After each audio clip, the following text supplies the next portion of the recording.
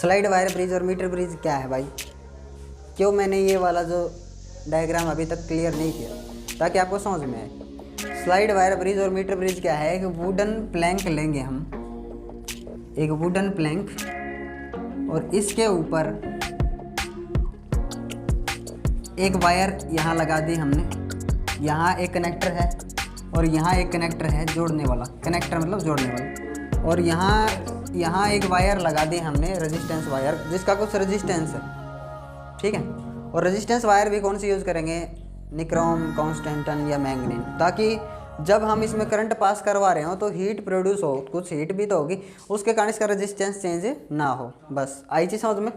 तो आप देखो यहाँ कुछ कनेक्टर्स लगा दिए हमने ऐसे, यहाँ इसमें एक कनेक्टर को ऐसे बेंड किया हमने, ठीक है।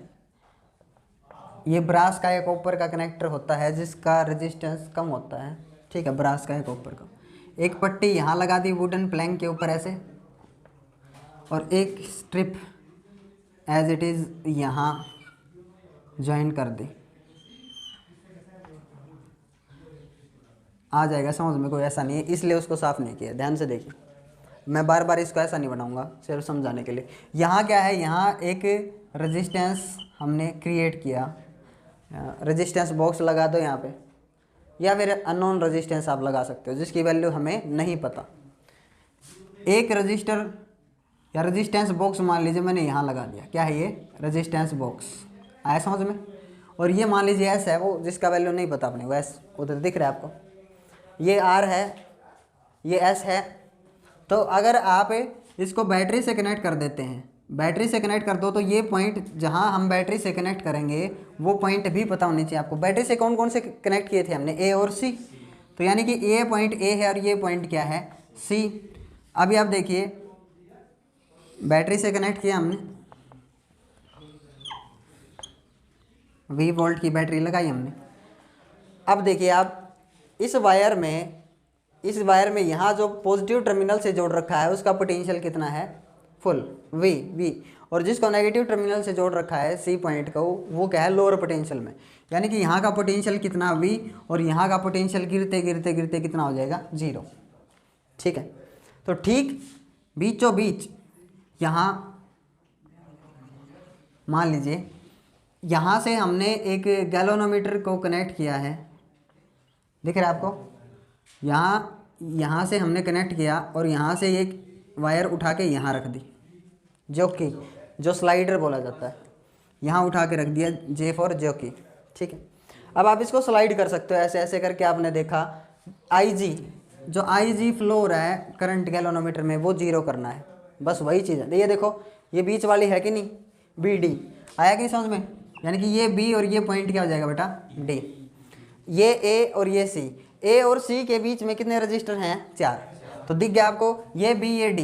एक तो रजिस्टर ये हो गया जिसकी वैल्यू हमें नहीं पता, एक ये जिसकी वैल्यू पता है, एक इससे इधर वाला कितना है, इसके ऊपर एक हमने स्केल लगा रखा है ऐसे, इसके ऊपर स्केल है पूरी वायर का, ताकि वायर की लेंथ मेजर कर सकें। हाँ, अभी अगर ये लेंथ एल है, ये पूरी तो 1 मीटर की वायर है, 100 सेंटीमीटर। तो ये लेंथ अगर एल हुई तो ये कितनी हो जाएगी? जो कि जहाँ पे है ये नल पॉइंट है, जहाँ पे करंट फ्लोइंग क्या हो गई? 0। तो इधर वाला जो लेंथ है वो कितना? ये लेंथ एल, तो इधर वाली लेंथ कितनी होगी? 100 माइनस एल। तो ये रेजिस्टेंस पता है, ये पता है अपने को, ठीक है ना। इसका वैल्यू नहीं पता, इसका पता है। 3 रेजिस्टेंस है, length per unit length resistance कितना है हमें पता है। इसका 100 माइनस एल, इसकी भी लेंथ आ जाएगी ना। तो पर यूनिट लेंथ रेजिस्टेंस कितना है ये वाले वायर में, ठीक है ना। ये वाली वायर थोड़ा अलग दिखा रहा हूँ, ये है वायर और ये है स्केल 0 से 100 सेंटीमीटर तक, यहाँ तक 100 सेंटीमीटर, ठीक है। अब इतनी लेंथ पता है तो इतनी तो अपने आप पता चल जाएगी, स्केल है। तो ये हमें नहीं पता, अननोन, ये सारी चीज़ वही आ गई। रेजिस्टेंस बॉक्स, इसकी वैल्यू पता है, इसकी वैल्यू पता है, वही सेम चीज़ है ना। तो हम व्हीटस्टोन ब्रिज को कहाँ कैसे ड्रॉ करते हैं, कैसे बनाते हैं? तो वुडन प्लैंक के ऊपर बनाया जाता है, जिसका नाम क्या है? मीटर ब्रिज या फिर slide wire bridge. Metre bridge क्यों बोलते हैं इसको बेटा? मीटर 1 मीटर का है ये, यूँ मानिए 1 मीटर इसकी लेंथ है। तो ये मीटर ब्रिज बोला जाता है। स्लाइड वायर ब्रिज क्यों नाम रखा, क्योंकि ये जो की क्या होती रहती है, स्लाइड कर सकते हैं आप इसको या स्लाइड वायर ब्रिज बोलिए या मीटर ब्रिज बोलिए, एक ही बात है, ठीक है ना। आई चीज समझ में।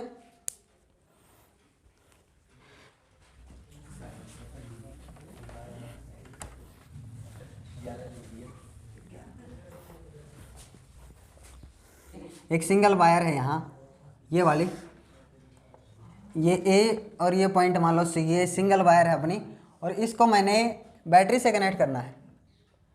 इसको बैटरी से कनेक्ट किया और यहाँ क्या लगा है, रिहोस्टेट। ये भी बताऊंगा क्यों लगाते हैं हम। पता है रिहोस्टेट क्या होता है? जिसके कारण हम वोल्टेज एडजस्ट करते हैं। वोल्टेज, बैटरी से निकलने वाले चार्जेस या पोटेंशियल को हम क्या करते हैं, एडजस्ट, ठीक है। इसका कुछ रेजिस्टेंस होता है, ये रिहोस्टेट है। रिहोस्टेट कैसा होता है ये समझिए, ऑनलाइन वालों को दिखा दूंगा मैं। इसके ऊपर एक सर्कुलर सिलेंडर है, इसके ऊपर वायर्स लपेटी जाती हैं और उसके ऊपर एक स्लाइडर रहता है। दो वायर ऐसे कनेक्ट होंगी, एक इधर जोड़ दी इधर एक वाली वायर, और एक जो वायर निकल रही है उसको यहाँ जोड़ा है। अब इसके वो वाली वायर जो है ऊपर टच करती है, यहाँ टच की तो रेजिस्टेंस कम मिला, यहाँ टच की तो रेजिस्टेंस, ऐसे वायर लपेटी गई है इसके ऊपर, तो यहाँ रेजिस्टेंस, इतने वायर में से जब चार्जेस जाएंगे तो रेजिस्टेंस बढ़ जाता है।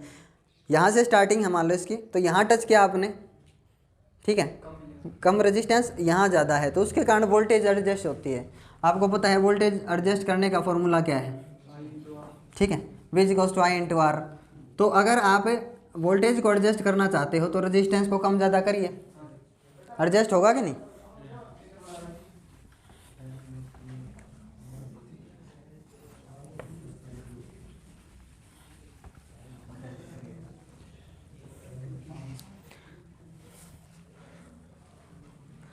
अभी देखो, अगर मैंने V वोल्ट की बैटरी लगाई बेटा, तो यहाँ जो पोटेंशियल है हाइयर पोटेंशियल मिला, यानी कि यहाँ जो वोल्टेज है वो कितनी है, V, और फिर यहाँ जो पोटेंशियल ड्रॉप होता जाएगा और यहाँ का वोल्टेज कितना है, 0, क्योंकि ये किससे जुड़ा है, नेगेटिव टर्मिनल से, और यहाँ का पोटेंशियल कितना है, 0।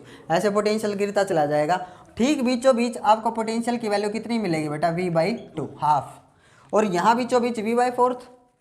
समझ में आ गया ना, बीचों बीच का पता होना चाहिए। तो यानी कि voltage per unit step, per unit length गिरती जा रही है। ये हमें बताया कितना है, ये 1 मीटर यानी 100 सेंटीमीटर या 1000 मिलीमीटर। 1000 मिलीमीटर की वायर है, 100 सेंटीमीटर की बोल लो या 1 मीटर, एक ही बात है, ठीक है। तो ये किस काम आता है, जो पोटेंशियोमीटर मैंने अभी भी समझाया आपको, ये वुडन प्लैंक पे ऐसा ऐसा बनता है, तो किस काम आता है पोटेंशियोमीटर।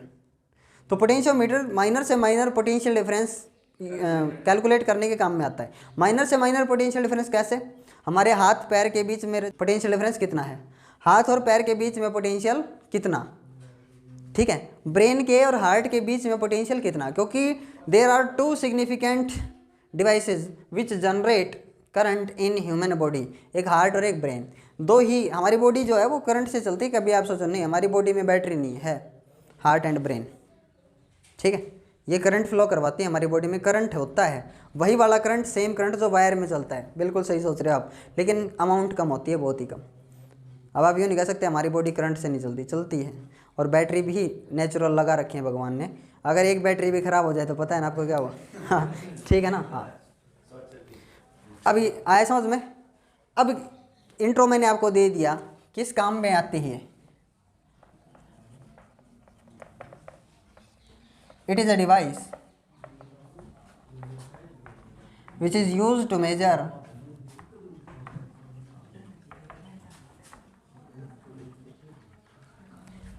very precise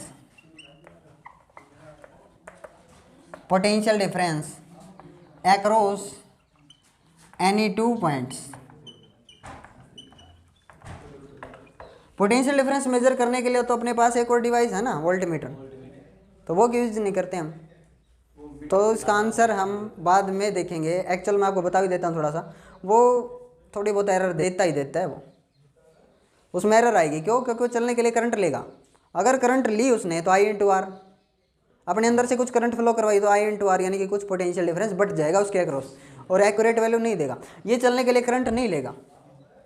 किस प्रिंसिपल पे काम करता है वो समझ में आ गया आपको, फिर समझ में आ जाएगा। अच्छा ये ऐसे मेजर करता है पोटेंशियल डिफरेंस, ठीक है, फिर तो अच्छा है, यानी कि इसको करंट की रिक्वायरमेंट ही नहीं है। इसमें किसी प्रकार की टेंशन नहीं है, जो भी वैल्यू देगा ये एक्यूरेट के करीब, बहुत ज़्यादा एक्यूरेट वैल्यू, प्रेसाइज इसलिए लिखा है मैंने, बहुत ही ज़्यादा प्रेसाइज वैल्यू देता है। और उसमें क्या आएगी, कुछ एरर वोल्ट मीटर में, है ना। हाँ, अब इंट्रोडक्शन हो गया, किस काम में आती है डिवाइस, किस प्रिंसिपल पे काम करती है, बात सही है, व्हीटस्टोन ब्रिज पे काम करती है, ठीक है, वही सेम चीज़ है ये, ठीक है। लेकिन कुछ एक दो पॉइंट्स हैं जो क्लियर होने चाहिए, किस प्रिंसिपल पे काम करती है ये, पोटेंशियल ग्रेडियंट, पोटेंशियल ग्रेडियंट। और किस प्रिंसिपल पे काम करती है ये, सेकंड प्रिंसिपल क्या है, balancing of voltage, balancing of voltage. Potential gradient जिसको कई बुक्स में राइटर के से डिनोट करते हैं, उसमें छेद कर लेना इंक में, वो पेन का यूज़ करके कर लें।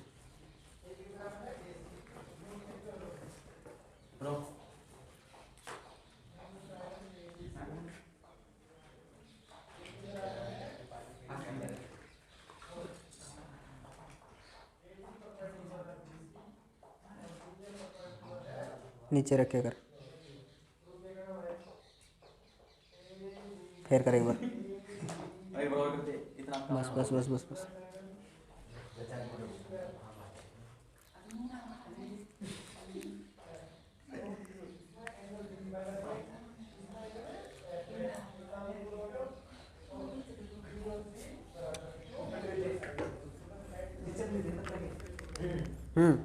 ले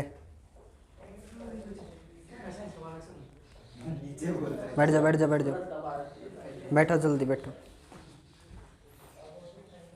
तो पोटेंशियल ग्रेडियंट क्या होता है भाई, what is meant by potential gradient, ध्यान से देखिए, यहाँ से यहाँ तक एक एक सेंटीमीटर पे कितना पोटेंशियल गिर रहा है, ये है पोटेंशियल ग्रेडियंट। इसको एक बार ग्राफिकल मेथड से समझिए, देखिए ये पोटेंशियल, ये क्या है इतना, मान लीजिए वोल्टेज, फुल वोल्टेज, और ये यहाँ तक क्या है इतनी लेंथ, ये क्या है लेंथ, ठीक है। ऐसे लेंथ जैसे जैसे बढ़ेगी, आप ज़्यादा लेंथ लोगे तो पोटेंशियल का क्या होगा, ड्रॉप होगा। देखिए ध्यान से, आपको पता है इतना कितना मिलेगा, बीचों बीच हाफ, और ज़्यादा दूर जाओगे तो डिक्रीज कर रहा है ना, यहाँ मैक्सिमम जितना दूर जाते जाओगे पोटेंशियल डिक्रीज कर रहा है। तो उसका ग्राफ कैसा मिलेगा, जब लेंथ कितनी है, ये पूरी 100 है ना, हाँ, जब लेंथ 0 है तो पोटेंशियल की वैल्यू कितनी है, फुल, और जैसे आप 100 पे पहुँचे पोटेंशियल की वैल्यू गिरते गिरते कहाँ आ गई, 0 पे। तो इसका ग्राफ कैसा बनेगा, ये स्लोप आपको क्या देगा, स्लोप दिख रहा है आपको, V/L, स्लोप आपको क्या देता है, tan थीटा आपको क्या देगा, स्लोप, पता है ना। और स्लोप आपको क्या देगा कि पर यूनिट लेंथ जो है उस पर पोटेंशियल कितना फॉल हो रहा है, कितना गिर रहा है। तो slope is equals to tan theta is equals to क्या देगा आपको, परपेंडिकुलर अपॉन में बेस, परपेंडिकुलर अपॉन में बेस, दिख रहा है आपको। तो ये क्या है, स्लोप क्या है, पोटेंशियल ग्रेडियंट। स्लोप क्या देता है बेटा, पोटेंशियल ग्रेडियंट, यानी कि पर यूनिट लेंथ पे कितना पोटेंशियल गिर जा रहा है, क्या है, potential gradient. Voltage per unit length कितना ड्रॉप होगा, अगर आप आगे जा रहे हो ऐसे कितना ड्रॉप होगा, और अगर आप ऐसे अपोजिट डायरेक्शन में जा रहे हो तो पर यूनिट लेंथ कितना वोल्टेज इंक्रीज हो रहा है, सेम चीज़ है। इंक्रीमेंट और डिक्रीमेंट या इंक्रीज और decrease in potential per unit length is called a potential gradient. तो पोटेंशियल ग्रेडियंट क्या मिल गया, V/L, यही समझ में, क्या वैल्यू है, V/L, ठीक है। तो अगर आप 1 मिलीमीटर पे देखो, 1 मिलीमीटर, देखो यहाँ बना देता हूँ मैं, 1 मिलीमीटर पे आपको कितना पोटेंशियल ग्रेडियंट मिलता है, देखो 1 मिलीमीटर पे आप देखो कितना पोटेंशियल मिलता है आपको। 1 मिलीमीटर पे जो मिलने वाला पोटेंशियल है वो पर यूनिट लेंथ पे मिलने वाला पोटेंशियल, उसको क्या बोलते हैं, पोटेंशियल ग्रेडियंट। तो 1 मिलीमीटर पे आपको पोटेंशियल की वैल्यू कितनी मिलती है, V/L। कुछ चीज़ आ रही है समझ में, 1 मिलीमीटर पे आपको पोटेंशियल कितना मिल रहा है, वो क्या है यहाँ पे, पोटेंशियल ग्रेडियंट, ठीक है। तो ऐसे मान लीजिए अगर आपने 2 वोल्ट की बैटरी लगाई या 6 वोल्ट की बैटरी लगाई, आपने यहाँ बैटरी कितने वोल्ट की लगाई, 6 वोल्ट की, 6 वोल्ट की बैटरी आपने लगाई, तो लेंथ कितनी है इसकी, 1000 मिलीमीटर। तो 1 मिलीमीटर पे आपको क्या वैल्यू मिली, 0.006। तो 0.006 यहाँ का क्या है बेटा, पोटेंशियल ग्रेडियंट, यानी कि 1 मिलीमीटर पे आपको इतना पोटेंशियल ड्रॉप मिलेगा। 1-1 मिलीमीटर में कितना पोटेंशियल है 0.006। यूनिट क्या लगाओगे वोल्ट की, सॉरी वोल्टेज की क्या होती है वोल्ट, लेंथ के लिए मीटर, तो वोल्ट पर मीटर। ये है पोटेंशियल ग्रेडियंट इस टाइम के लिए। अगर आपने 6 वोल्ट की बैटरी ली है तो ये आ गया पोटेंशियल ग्रेडियंट। ठीक है, अगर मान लीजिए अगर आपको 0.156 वोल्टेज देखना है तो कितनी लेंथ को टच करोगे आप जब आपको इतना पोटेंशियल मिलेगा 0.56 वोल्ट, कितनी लेंथ में मिलेगा ये? आया समझ में? नहीं आया? देखो ध्यान से, इतना वोल्ट कितना है 0.156, इतना वोल्ट है, कितनी लेंथ में मिलेगा? पोटेंशियल ग्रेडियंट की वैल्यू कितनी लेंथ में मिलेगा, लेंथ तो फाइंड आउट करनी है। पोटेंशियल ग्रेडियंट की वैल्यू आपको दे रखी है, आ गई है ना। अब इसको नीचे ले आओ, length is equals to 0.156 divide by 0.006। Point से पॉइंट कैंसिल हो जाएगा, 3 डिजिट के बाद ऊपर 3 डिजिट के बाद नीचे। अब इसको कैंसिल आउट करो, आया समझ में? तो 26 मिलीमीटर में आप टच करोगे, 26 मिलीमीटर, कहीं पर भी 26 मिलीमीटर आप डिस्टेंस टच करोगे पूरी वायर पे, तो आपको कितना पोटेंशियल मिलने वाला बेटा 0.156। ये है पोटेंशियल ग्रेडियंट। फिर से सुन लो, इंक्रीज और डिक्रीज या fall in potential per unit length is called a potential gradient. तो V बाई एल के, और V यहाँ कैसे आ जाएगा, V का फॉर्मूला क्या हो जाएगा, V इज इक्वल्स टू के इंटू में L। यही याद रखना है आपको। अगर वोल्टेज कैलकुलेट करनी है तो K यहाँ पर यूनिट डिस्टेंस का क्या है potential gradient multiply by length. आए जी समझ में? हाँ। अब सेकंड क्या है, बैलेंसिंग ऑफ वोल्टेज। किस प्रिंसिपल पे काम करता है ये, बैलेंसिंग ऑफ वोल्टेज। तो ये है क्या, बैलेंसिंग ऑफ वोल्टेज का मतलब क्या है, ये वोल्टेज को बैलेंस करता है। अब देखिए, एक सेल हमने ऐसा लगाया जिसका ईएमएफ हमें पता है E1, ठीक है। ये वायर हमने ऐसे लगा दी, ये बड़े वाले का छोटा सा डायग्राम है, ये समझिए, है ना। उसका ये वाला डायग्राम बना दिया छोटा सा, सिंपल सा। अब यहाँ पे एक पॉइंट पे एक सेल को कनेक्ट किया मैंने और दूसरा सेल गैलोमीटर के एक वायर से कनेक्ट किया ऐसे, और उठा के यहाँ रख दी जोकी। सेम वो वाली चीज़ छोटी बना रहा हूँ यहाँ ताकि समझ में आए। अभी अगर इसकी ताकत ज़्यादा होगी तो आपको पता है कैसे घुमाएगी, ये ऐसे घुमाएगी, D से A B C D ऐसे घुमाएगी ना। अगर इसकी ताकत ज़्यादा हुई, इसका ईएमएफ ज़्यादा हुआ तो ऐसे घुमाएगी। अगर इस वाले सेल की ईएमएफ ज़्यादा हुई, ताकतवर ज़्यादा हुआ तो किधर घुमाएगा, इधर। नहीं तो सीधा कैसे करंट फ्लो करेगा, ऐसे इसके थ्रू एक्रॉस। मतलब इसके करंट को रोकते हुए अपनी करंट ऐसे फ्लो करवाना चाहेगा। तो बताइए आपने क्या पूरा ईएमएफ उसकी फुल पावर को टच किया आपने, पहले वाली बैटरी की फुल पावर को टच नहीं किया। फुल पावर कितनी होगी, यहाँ से यहाँ तक। पूरा ईएमएफ कहाँ से कहाँ तक फैला हुआ है, यहाँ से यहाँ तक। तो सिर्फ आपने आधे से भी कम वायर को टच किया है। ध्यान से देखिए, अगर आपने आधे से भी कम वायर को टच किया, इसका वोल्टेज 6 और इस सेल का वोल्टेज कितना है, मान लीजिए 3 वोल्ट। 2 सेल जोड़ दिए डेढ़ के, कितना वोल्ट है इसका, 3 वोल्ट। तो जब इसकी ताकत ज़्यादा होगी, अगर आपने यहाँ टच किया तो किसकी ताकत ज़्यादा है, इसकी। तो कैसे घुमाएगा चार्जेस को, ऐसे। और आपने जब ऐसे टच किया आपने, यानी कि 2 वोल्ट अभी जो जोड़ रखा है मैंने यहाँ पे, तो यानी कि यहाँ कितने वोल्ट है, यहाँ 2 वोल्ट, और पूरे में कितना है 6 वोल्ट। तो जब यहाँ पे टच किया आपने, सिर्फ 2 वोल्ट को टच किया, पूरी पावर तो टच नहीं किया आपने इस वाली। तो अभी चार्जेस को कैसे घुमाएगा, ये नीचे वाला बैटरी जो है इसका 3 वोल्ट है ईएमएफ, तो कैसे घुमाएगा चार्जेस को, ऐसे। और ऐसे आप ऐसे हिट एंड ट्रायल करते करते बीच में पहुँच गए, ठीक बीचों बीच। तो फिर दोनों का ईएमएफ क्या हो गया, बीच में इसका ईएमएफ देखिए कितना हो जाता है, V/2 यानी कि 3, और इसका ईएमएफ भी कितना है 3। तो हम ऐसे पता लगा लेंगे, एक अननोन सेल को कंपेयर कर लेंगे। अगर इसके वोल्टेज की वैल्यू अपने को नहीं पता, इसका ईएमएफ नहीं पता, तो किसी अननोन सेल का ईएमएफ हम कैसे पता लगाते हैं, बाई बैलेंसिंग ऑफ वोल्टेज। ठीक है, समझ में बैलेंसिंग क्या है। मान लीजिए शुरू में आपने यहाँ टच कर रखा है, सिर्फ आपने कितने वोल्ट पे टच कर रखा है, ऐसे यहाँ से यहाँ तक, यहाँ मिडल है बीच में V/2 यानी कि EMF/2, ठीक है। तो आपने यहाँ टच कर रखा है, मान लीजिए 2 वोल्ट, इसकी फुल पावर नहीं है ये कितनी है, इसकी सिर्फ 2 वोल्ट पावर है। तो ये चार्जेस को कैसे घुमाएगी, ऐसे, और गैलोमीटर की नीडल किधर डिफ्लेक्ट कर रही है, ऐसे, ठीक है। और जब हमने इधर टच किया, ये वाली जो कि उठा के यहाँ रख दी ऐसे, तो फिर क्या हुआ, आपने ज़्यादा पावर को टच किया, इसकी ज़्यादा पावर, यहाँ 5 वोल्ट है, यहाँ कितना है, यहाँ 3 वोल्ट। तो उस टाइम पे चार्जेस को कैसे घुमाएगी, ये अपनी ताकत से घुमाएगी ऐसे, तो उस टाइम पे नीडल किधर डिफ्लेक्ट कर रही है, ऐसे। चीज़ें समझ में। और अगर ऐसे हीट एंड ट्रायल करते करते ठीक बीचों बीच पहुँच गए तो नीडल में डिफ्लेक्शन कितना, 0। नीडल बीचों बीच 0 पे रुकी रहेगी, न तो इधर डिफ्लेक्ट हो रही ना इधर, यानी कि IG current in the galvanometer क्या हो गया, 0। और यही तो करना है।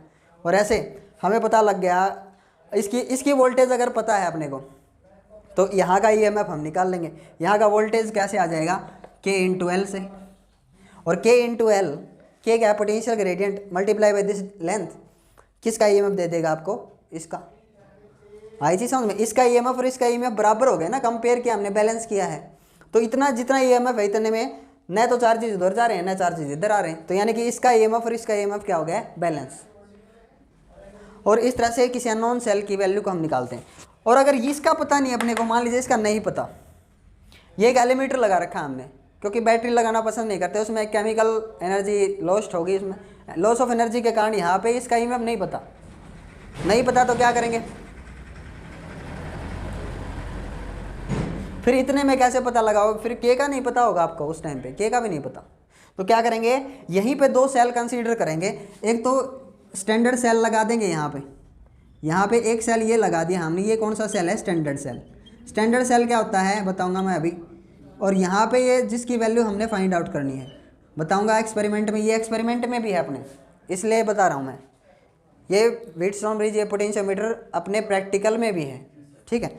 तो यहाँ पे एक बार इसको देख करके कंपेयर कर ली, इसके लिए आ गया EMF K/L1, समझ में आ गया। इसके लिए EMF क्या आएगा, दूसरे के लिए जब जो की लगाई आपने कहीं पर भी टच की, तो इसके लिए EMF क्या आ गया, K × L2। तो EMF/1 EMF/2, L1 L2 तो आपको पता है, K से K कैंसिल, जरूरत ही नहीं है। EMF इस सेल का और इस सेल का EMF, एक स्टैंडर्ड सेल है जिसका EMF E1 है, यहाँ इसकी वैल्यू नहीं पता ये क्या है, कितना EMF है। तो इन दोनों की वैल्यूज़ को डिवाइड किया, जिसमें स्टैंडर्ड सेल की वैल्यू अपने को पता होती है, यानी कि स्टैंडर्ड सेल का EMF हमें पता है, ये जो दूसरे सेल का नहीं पता। L1/L2 करके जो रेशियो है उसका पता है। तो बताओ E2 की वैल्यू निकाल सकते हो कि नहीं, आ जाएगी ना। ये स्टैंडर्ड सेल का EMF, यहाँ स्टैंडर्ड सेल लगा रखा है, जो करंट फ्लो करवाने पे जिसका वोल्टेज लो या वोल्टेज लॉस नहीं होता है, वो स्टैंडर्ड सेल है। आई ना चीज़ समझ में। जब अपने को इसकी वैल्यू नहीं पता, यानी कि K नहीं निकलेगा, उस टाइम पे K नहीं निकलेगा, तो ये प्रॉब्लम आएगी। इस तरह से बैलेंसिंग वोल्टेज और पोटेंशियल ग्रेडियंट इन प्रिंसिपल पे ही काम करता है। नेक्स्ट वीडियो में और ज़्यादा पढ़ेंगे इनके बारे में। Thank you for watching this video.